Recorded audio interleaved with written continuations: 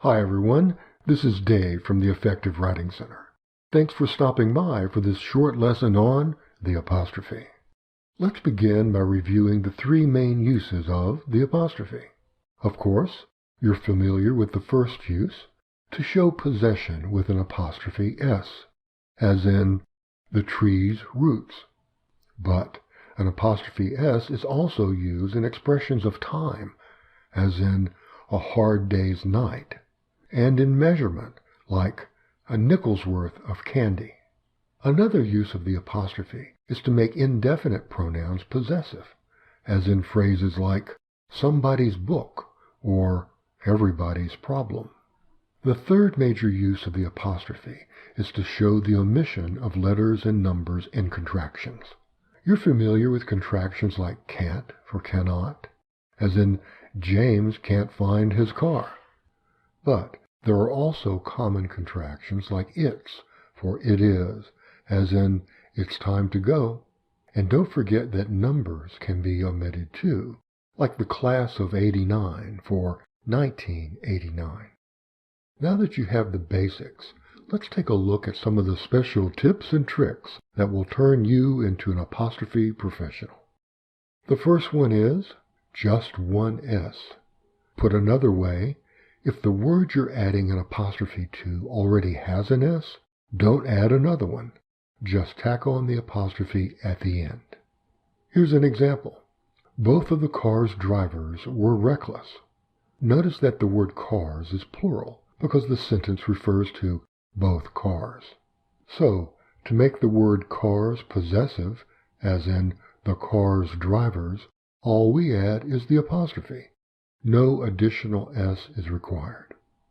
Our second special tip is the it's confusion. The misuse of the apostrophe in this pair is the most common error in writing, and is usually caused by not proofreading carefully, or not remembering that personal pronouns never use an apostrophe.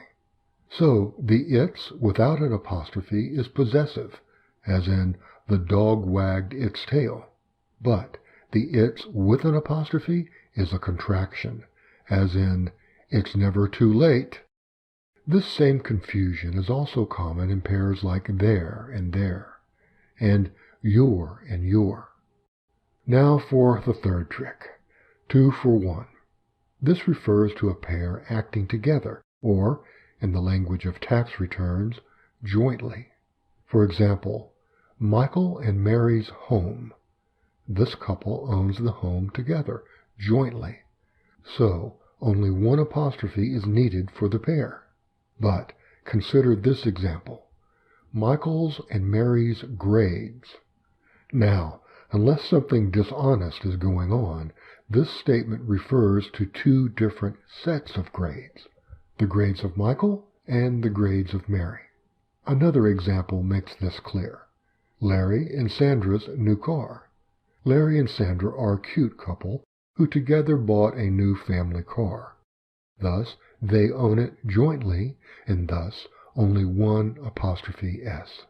When car becomes cars, we have two new owners. Both Larry's and Sandra's new cars. 2 cars and 2 apostrophe S's.